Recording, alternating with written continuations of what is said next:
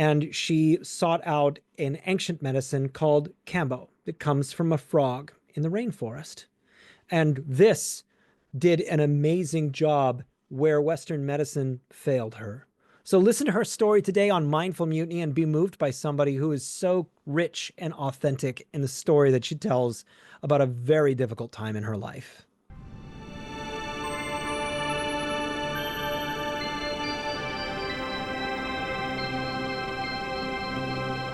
I'm so excited about today's guest. Catherine, I'm so happy to have you on Mindful Mutiny. Thanks for being here.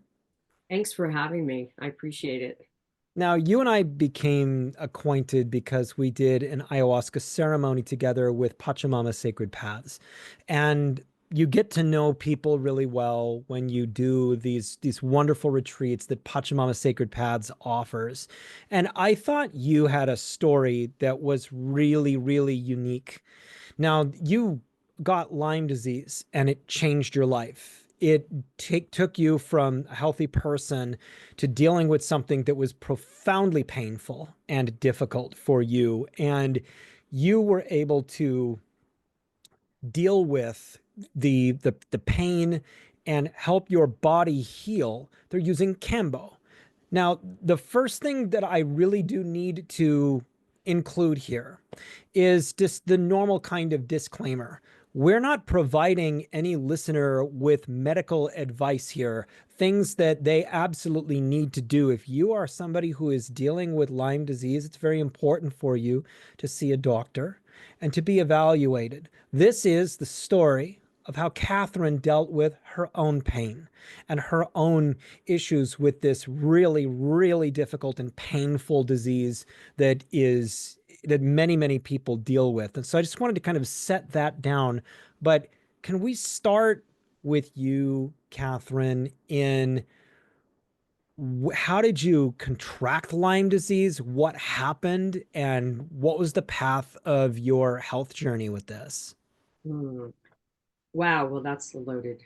Um, yeah, I first of all, my journey is very unique, and it was really, really difficult. And there was a long time, 13 or more years, that I spent alone with Western medicine and nothing. It's a very lonely disease, and I did not start to even hear anything about tribal medicine or plant medicine until 2015. So I got it in 2002. I was living in the Santa Cruz Mountains, and I caught it in my own backyard. I lived like on 4 acres off Summit, and I didn't know I had it or even what it was. I just first got, one day I'm running for Nike, which was like 80 to 120 miles a week. So I was very fit. I had run my whole life and, went through college on a scholarship for track and cross country. And so I've always been very focused and had goals and things like this. The next thing I know, I couldn't get out of bed. And it wasn't even that I couldn't get out of bed. I went from about 120 athlete, I weighed 120, 5'5", to I was at 80 pounds and and couldn't get out of bed, couldn't think a thought. It was just devastating. It was just a whole life change. Yes. And I spent like 3 months like this, just thinking I had a flu. I couldn't lift my head up. I didn't know what was wrong. And at some point, I looked down and there was, and this would have been a second tick bite. There was a tick. I still have the hole in my arm, embedded in my arm. And I'm like, what is that? I didn't really even relate to ticks. I didn't know about Lyme disease or anything. And and I say this would have been the second bite because I had already been bedridden for like 3 months. And so this just continued, this whole, you know, seeing doctor after doctor. Back in 2002, I have to say that, Lyme disease wasn't as, I don't even want to say common, but people didn't know a lot about it. So, and there was a lot of weird, murky water around it. Like, when you did mention Lyme disease, there was just so much misinformation, barely any doctors. And the doctors that could treat you weren't even allowed to be, like their names, you couldn't mention their name on the internet. It gets shady.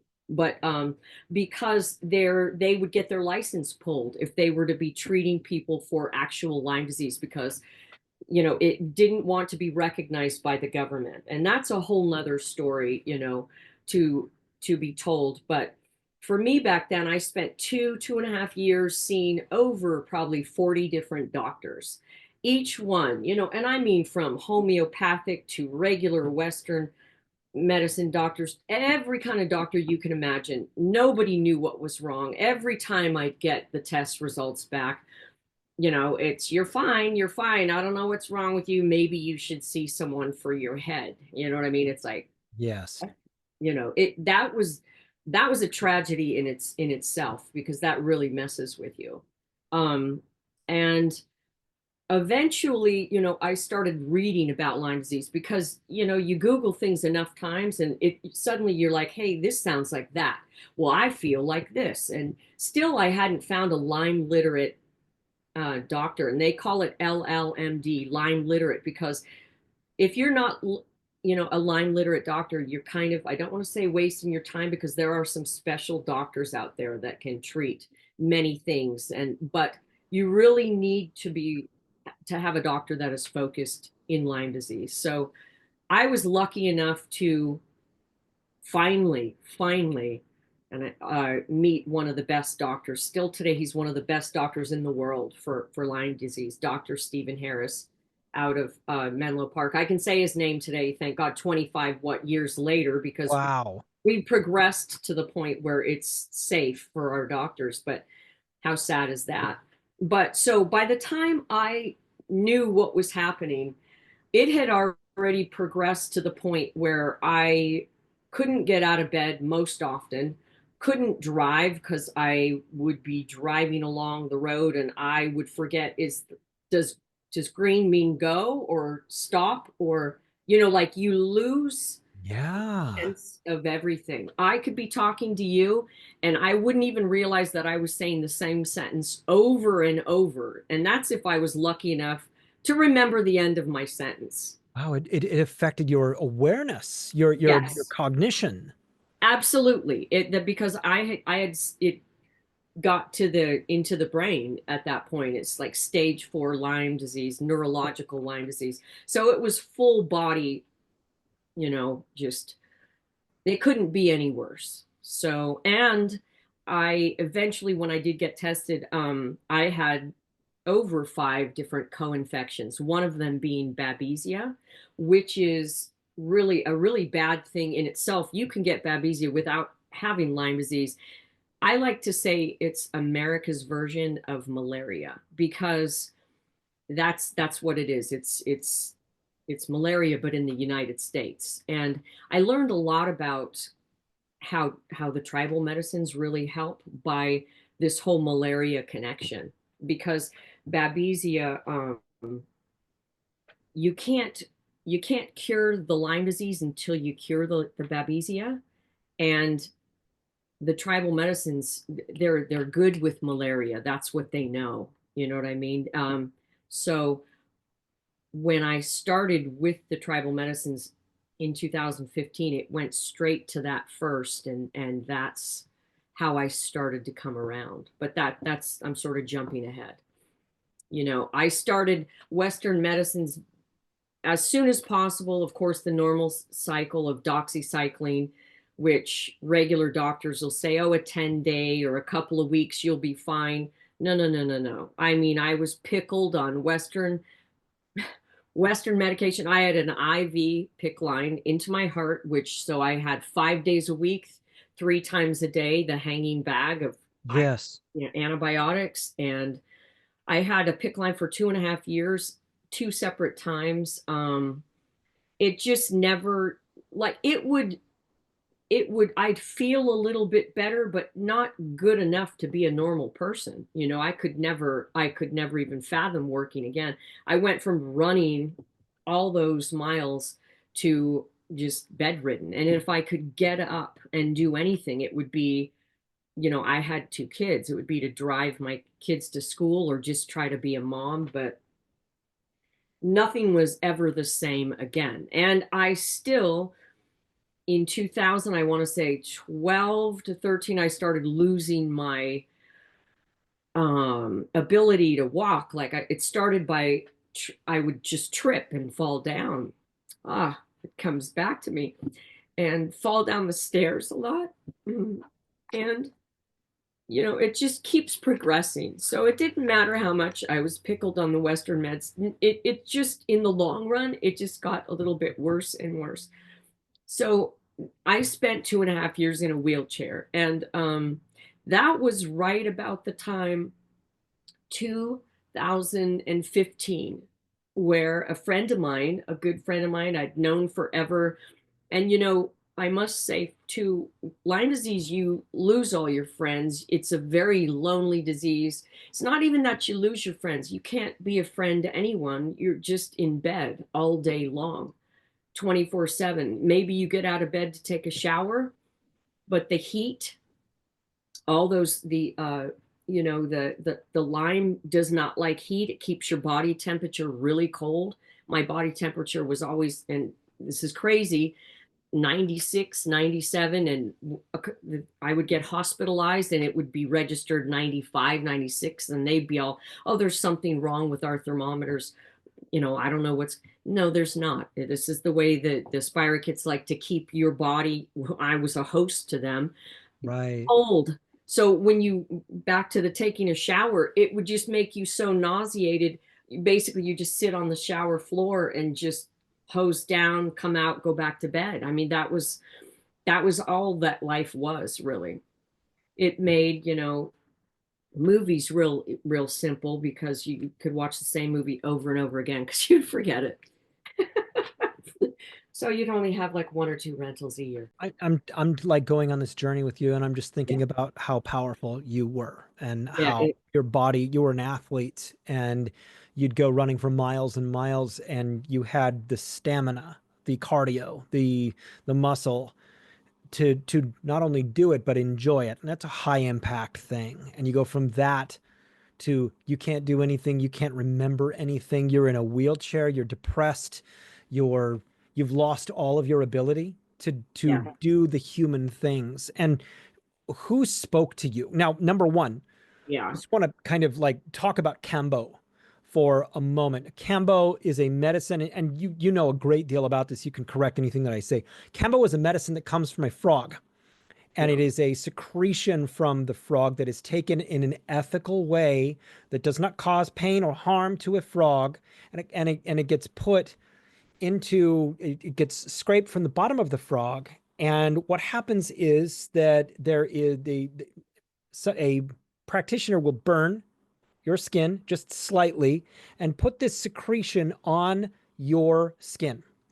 It is absorbed into the skin, and it creates what is a very fast acting flu like sense in your body. It heats you up. It is something that may create some purging, but it lasts for anywhere from 15 minutes to 25 minutes on average, and creates like a lot of heat in your body that does a great deal of detoxifying what's in your body. Can you correct anything that I just said?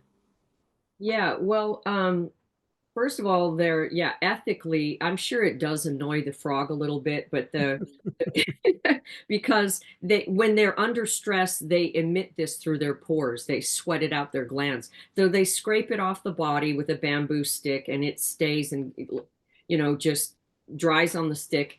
And then they put it back into the forest, and they don't touch those same frogs. They look a little different, like skinnier and stuff after a while. And Um, they're more grumpy. yeah. And so they don't, they change their locations on where they get the frogs. And you really do have to go to ethically gathered Kambo places. And that's only going to be these tribes that are well known. I mean, like if you're buying it, that's a whole nother thing. So um, you just always want to be aware on where your Kambo's coming from. And so the frog, yeah.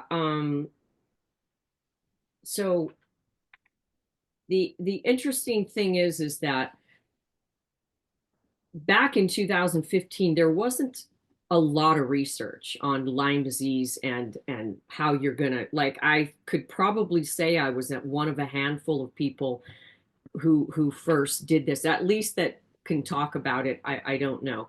But I had, at that point, I had been given, my doctor said, traveling, if you keep traveling down this road, in other words, progressing the way you are, which is the opposite of progression, going down this slope, you have 6 to 12 months to live. And, at that point, going to the jungle doesn't sound as scary as dying, right? So you just really have to, I just really had to think about, okay, could I picture myself doing this? And that's the way I gauge myself in life. If it sounds like something I can really relate to, and that everything seems to happen really easily, then I know it's right for me. Like there was zero hesitation.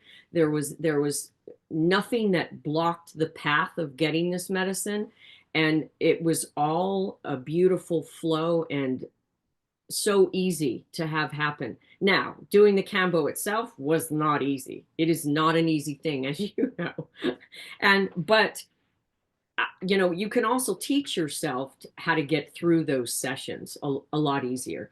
But in the beginning, when I had first started, I mean, I had a good friend of mine call, and I'd known him since we were in high school buddies. And he's like, I think I know something that could help you. And anyway, he put together this whole session where he had somebody come to a house, and I was at the house, and put this whole thing together where a shaman we were going to figure it out. We had a month.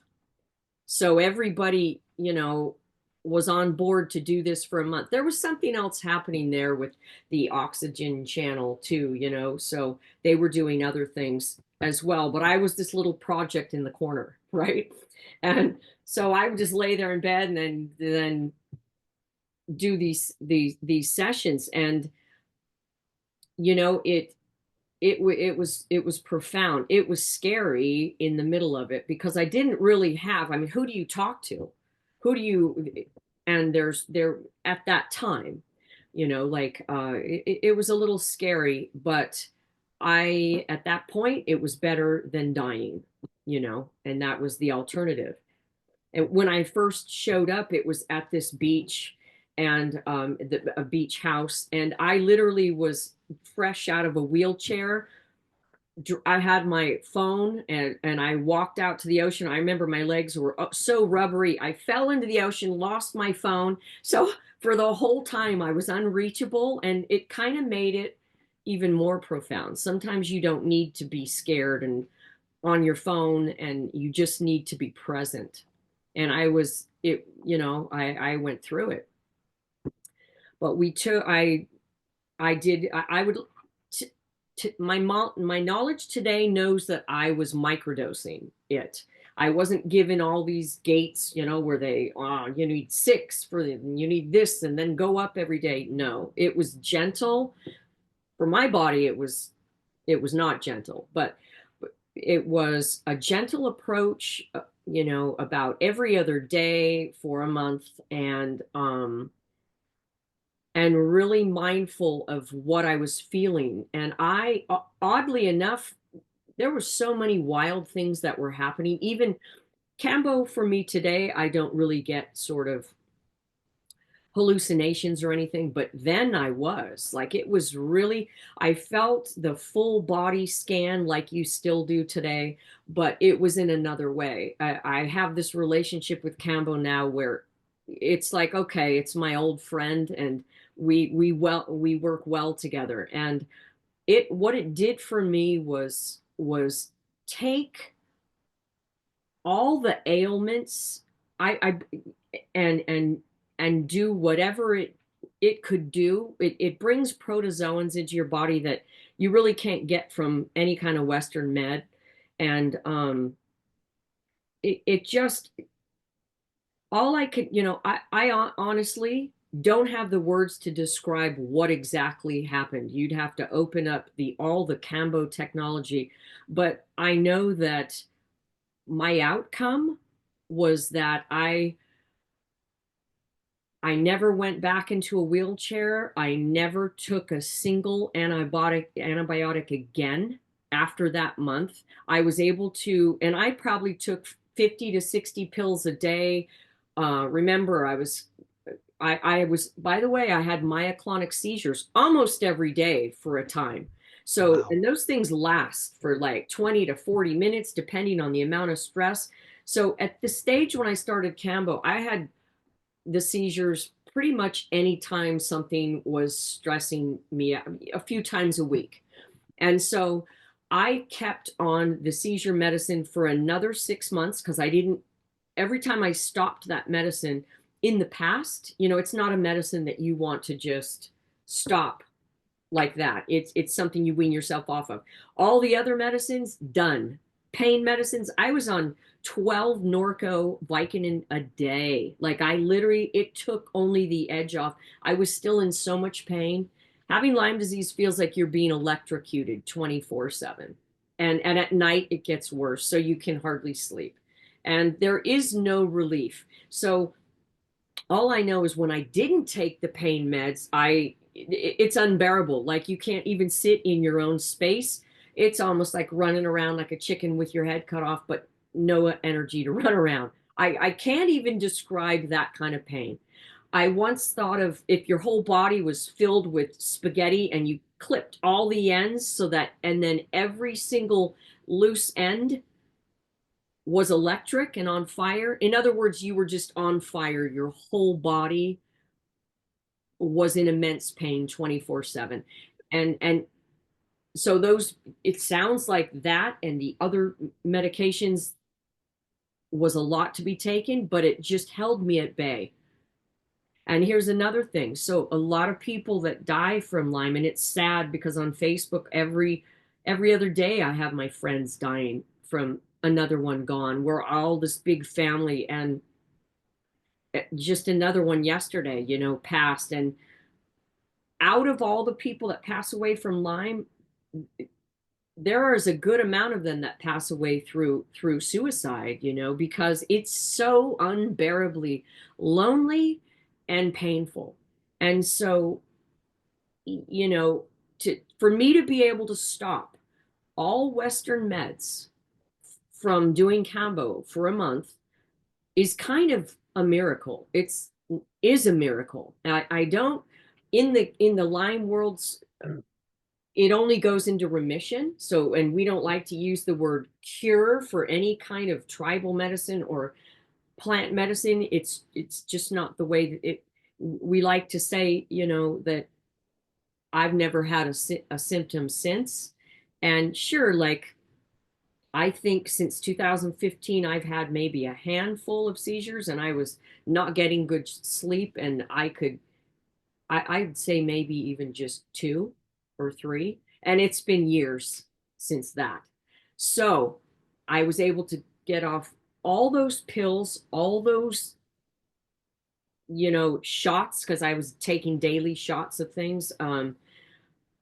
Within a month, and never again ever even look back. I struggled in my brain just to take Tylenol or anti ibuprofen because I was like, I don't want to take anything again for the rest of my life. That's the way I felt after finally getting off Yeah. the meds.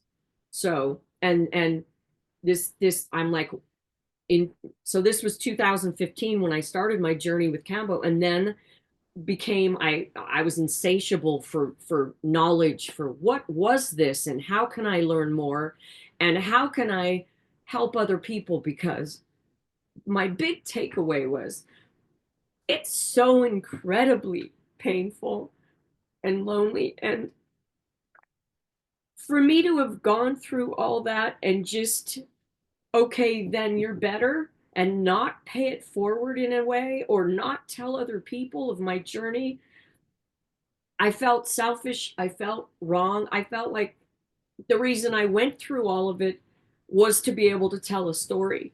And I mean, like, I have hundreds and hundreds of filled journals from, if it's one thing I did do when I was sick, was write my ass off anytime I could hold a pencil in my hand, because I'm old school, and hold my head up. Sometimes I just wrote with my eyes closed, like in ayahuasca. And, you know, I was talking about my story, and I knew then that if I could survive all that, then I needed to tell my story. But I struggled with, well, how do I tell, what's the ending? I can't just have a story and then I, you know, and then I did Kambo, and then, like, I hadn't come full circle.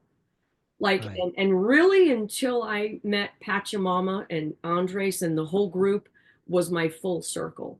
And so, you know, I want to say that it's okay to not know how things are going to end. And sometimes it is too early. Sometimes it's not even about just the struggle. It's about the whole journey from beginning, middle, and end. And my story wasn't finished yet. It still isn't finished till the day I die.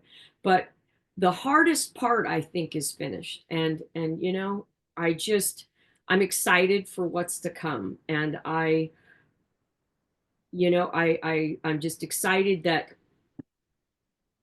I was able to journey into the jungle, Yeah. because what happened after my beach, my 1 month long thing, is I then learned how to give myself Kambo, because any limey, you know, it's not just a one and done or a 3 sessions in 1 moon cycle like a regular normal Kambo. You're going to need to do it, you know, for a while. And so every year I did more, and I gave it to myself. And then 2 years after the original journey with Kambo, I hadn't done any other tribal medicines. And I was invited by a shaman who was pretty big in the United States. He was a Kambo practitioner, Simon Scott. And he was pretty darn well known. And I say was because he's moved to Thailand. I'm not sure if he's back yet. And that was to make, you know, to grow kind of his own medicine and things like this. And it's a great, and I wish him all the best. I hope he's still doing it. But so he was putting together um, a trip to the jungle. And the people in the jungle, they were seeing that their medicines were getting popular. Ayahuasca, Kambo, Hape, you know, which is the tribal snuff, and Sananga, which is like an eye drop. And so that's a whole other third eye and medicine that will heal glaucoma and all kinds of things. There are so many wonderful jungle vaccines that we don't know about. Mm. And so I wanted to learn more, and he had these tons of people that wanted to go. Apparently he had like over 100 applications, and he picked like 15 of us that represented all different parts of the world, different stories, different goals. And the Katakina, which is a Westerner's world, for this tribe, and it's several tribes altogether in the word Katakina, but they prepared a part of their 7 tribes, like a place, a village where we could come and stay, and they would teach us all about the medicines, how to apply them. We would give them each money so that, you know, there was an offering and exchange, because that's when good things happen, when the exchange is on the same level. And they wanted to teach people ethically, correctly, and not do it, you know, learn any bad habits. So we went there, we stayed 2.5 weeks, and that's when and there were, of course, translators. They had a couple of, because, you know, every tribe speaks a different language, and these tribes can be like different cities in California. They all speak different languages. So that really then started my journey. Like you'd think that, oh, okay, so that's a full circle. I was thinking in my head, oh, full circle. Then she goes and no, no, no. Then so for some reason, I really bonded with this tribe, the Varanawa tribe.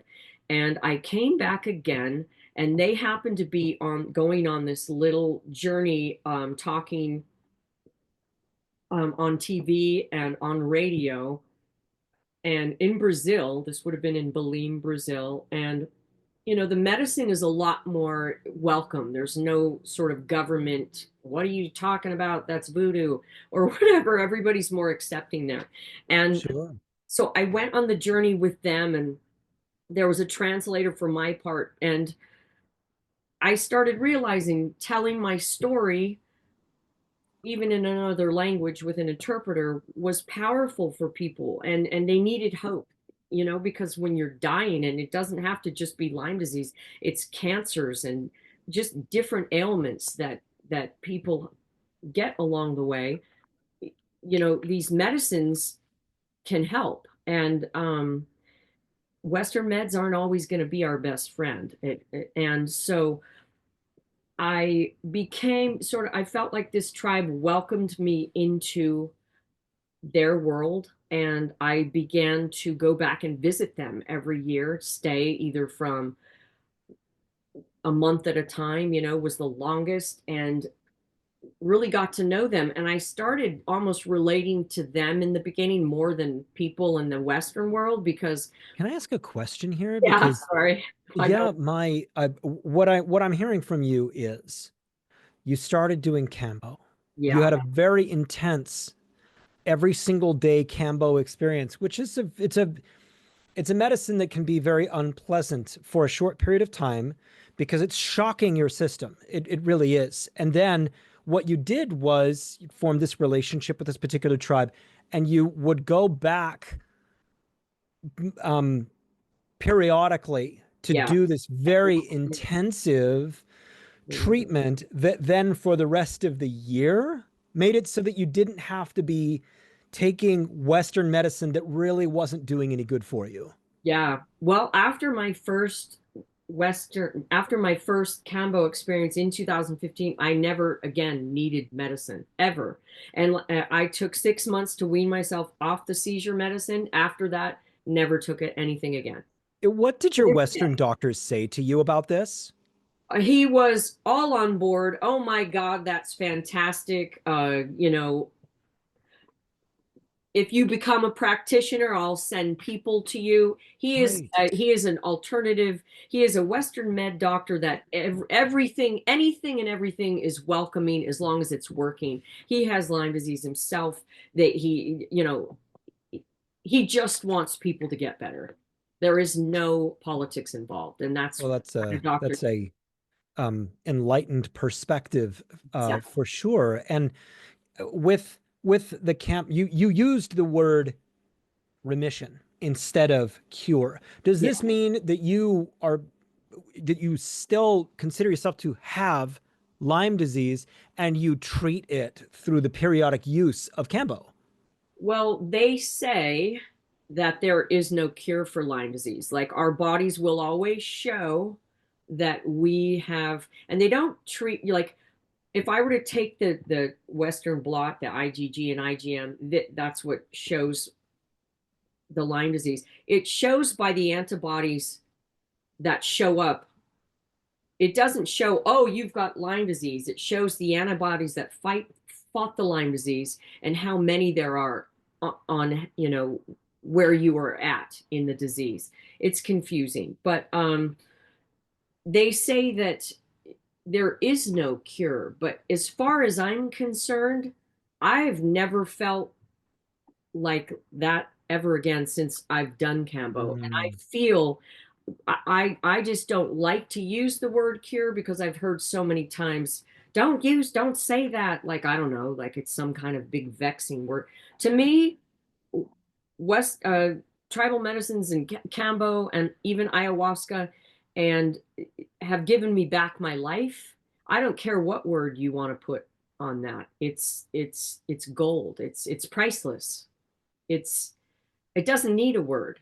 I'm me again. I'm actually I feel better than I felt mentally even before I did the medicines, because that's the thing. What After I started learning about Kambo and everything, and how it really healed me physically, I started with ayahuasca in 2017, and that has healed me emotionally and mentally, because Lyme disease isn't just a physical disease.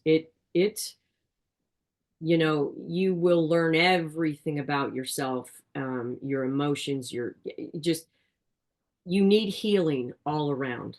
Mm. And that's how I was able to fully put pieces together, that I never would have before this journey even known. I feel like the me without Lyme disease is less of a person than the me with Lyme disease. I, I could never say, "Oh, I'm so glad I got Lyme disease." But let me just say that my life now is so much more than I thought it could ever be, and such a different story to tell. And I'm just so happy my life is going this direction. And that's all from getting Lyme disease. So there's that. And sometimes you just have to take the journey.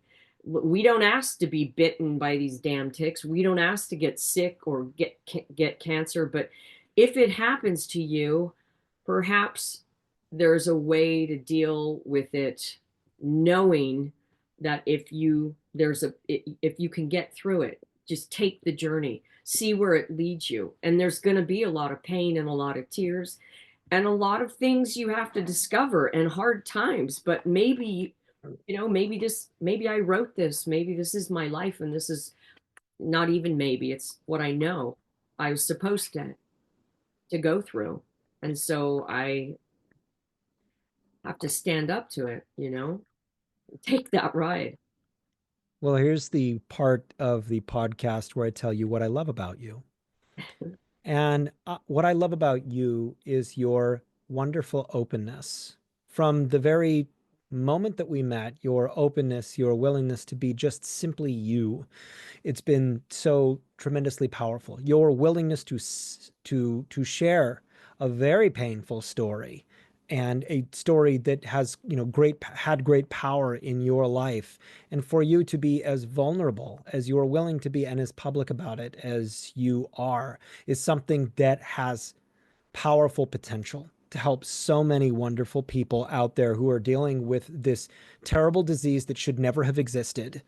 And can you tell people, you're going to be writing a book about this? You're on your way to doing this. Do you have a name? You know when your publishing date's going to be?